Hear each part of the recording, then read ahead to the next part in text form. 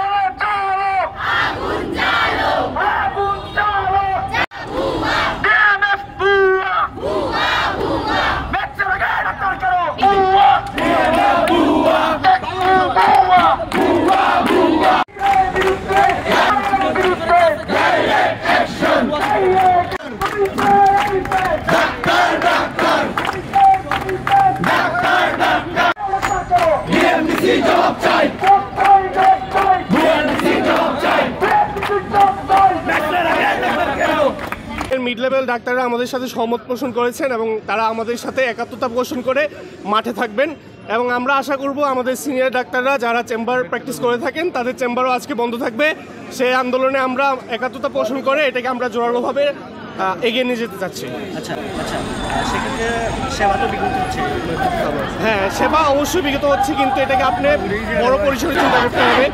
আপনি 1-2 দিনের সেবা বিঘ্নিত হচ্ছে এটা আমরাও বুঝি, আমরাও মানুষের জন্য, কিন্তু এই 1-2 দিনের আত্মত্যাগে আমরা চাই বাংলাদেশের স্বাস্থ্য ব্যবস্থা লম্বা সময়ের জন্য সঠিক রাস্তায় আসুক এবং মানুষ সঠিক সেবা পেয়ে যাক এবং স্বাস্থ্যসেবার যে সংস্কার এই আন্দোলনের মাধ্যমে নেমে আসবে বাংলাদেশে, সেটাই আমরা আশা করি। আচ্ছা, আপনার নামটা এবং কোন বেজে?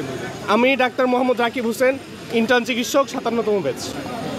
আপনাদের পক্ষে না আসে, আপনার কি জোগাড় কর্মসূচি যাচ্ছে? যদি আমাদের পক্ষে না আসে এটার মানে কিন্তু আমাদের কোনো লস না, লস কিন্তু এটা কিন্তু স্বাস্থ্য খাতে একটা বড় ধরনের কি একটা অরাজকতার সৃষ্টি হবে। এই জন্য আমরা তখন কঠোর কর্মসূচি যাতে বাধ্য হবো। আজকে আমরা জড়ো হয়েছি ভুয়া ডাক্তারদের বিরুদ্ধে। ভুয়া ডাক্তাররা তাদের নামের আগে ডাক্তার চায়, অথচ এসএসসি পাশের পর কোনো রকম কোনো কষ্ট না করে, মেডিকেল অ্যাডমিশন টেস্ট না দিয়ে, কোনো রকমের কোনো কিছু না করে তারা তাদের নামের আগে ডাক্তার চায়। তারা এই দেশের জনগণকে ঠকাতে চায়। আজকের এই আন্দোলন শুধু ডাক্তার ভার্সেস ডিএমএফ না, আজকের এই আন্দোলন হচ্ছে এই দেশের সাধারণ জনগণ ভার্সেস ডিএমএফ। আমরা আজকে এখানে এসেছি ডাক্তারদের প্রতিনিধি হয়ে না, এদেশের হাজারো জনগণের প্রতিনিধি হয়ে, যারা ভবিষ্যতে এইসব ডাক্তারদের যদি ভুয়া ডাক্তারদের যদি ডাক্তার পদবি দেওয়া হয়, যাদের ভুল চিকিৎসায় মৃত্যুবরণ করবে, বিকলাঙ্গ হবে, তাদের হয়ে আজকে আমরা এখানে এসেছি। কারণ হচ্ছে গিয়ে বর্তমানে যে ডিএমএফ এবং ডাক্তারদের মধ্যে যে ঝামেলা চলতেছে সেই ইস্যু নিয়ে। বর্তমানে যারা ডিএমএফ তারা অ্যাকচুয়ালি মেডিকেল অ্যাসিস্ট্যান্ট, কিন্তু তারা দাবি করছে তারা ডাক্তার হতে চায়। যে দাবিটা হচ্ছে কি সম্পূর্ণ একটা অযৌক্তিক দাবি। আমরা চাইছি তারা যেন অযৌক্তিক দাবি থেকে সরে আসে এবং নিজেদেরকে ডাক্তার বলে দাবি না করে, কেননা তারা হচ্ছে কি ডাক্তার হওয়ার মতো পড়াশোনা করেইনি, শুধুমাত্র তারা বেসিক পড়াশোনা করেছে। কিন্তু একজন মানুষকে চিকিৎসা দেওয়ার জন্য একদম ডিপ লেভেলে পড়াশোনা করতে হয়, মানবদেহে কোন মেকানিজম আছে, কীভাবে কাজ করছে, সবগুলো সূক্ষ্মভাবে করতে হয়, যেটা তাদেরকে ডিএমএফ কোর্সে শেখানো হয় না। এই জন্য আমরা চাইবো তারা যেন কোনো প্রকার চিকিৎসা দিতে না আসে, তারা যেন মেডিকেল অ্যাসিস্ট্যান্ট হিসাবেই আসে এবং আগামীকাল যে 12 তারিখ হাইকোর্ট থেকে যে রিটটা দিবে সেটা যেন ডাক্তারদের পক্ষে হয়। সেটা যেন এরকম হয় যে ডিএমএফ তারা নামের আগে হচ্ছে ডাক্তার লাগাতে পারবে না। এছাড়াও আমাদের আর কিছু দাবি আছে, যেমন হচ্ছে কি ডাক্তার আমাদের বিসিএসের বয়সীমা কমপক্ষে 36 করতে হবে। পাশাপাশি হচ্ছে গিয়ে বিভিন্ন কম মানের যেগুলো হচ্ছে গিয়ে সরকারি বেসরকারি মেডিকেল রয়েছে সেগুলো বন্ধ করে দিতে হবে। প্লাস চিকিৎসকের সুরক্ষা নিশ্চিতমূলক কতগুলো আইন দিতে হবে। এগুলো হচ্ছে গিয়ে দাবি যদি মানা না হয়, এখন যেরকম কমপ্লিট শাটডাউন চলতেছে এরকম কমপ্লিট শাটডাউনে চলতে থাকবে।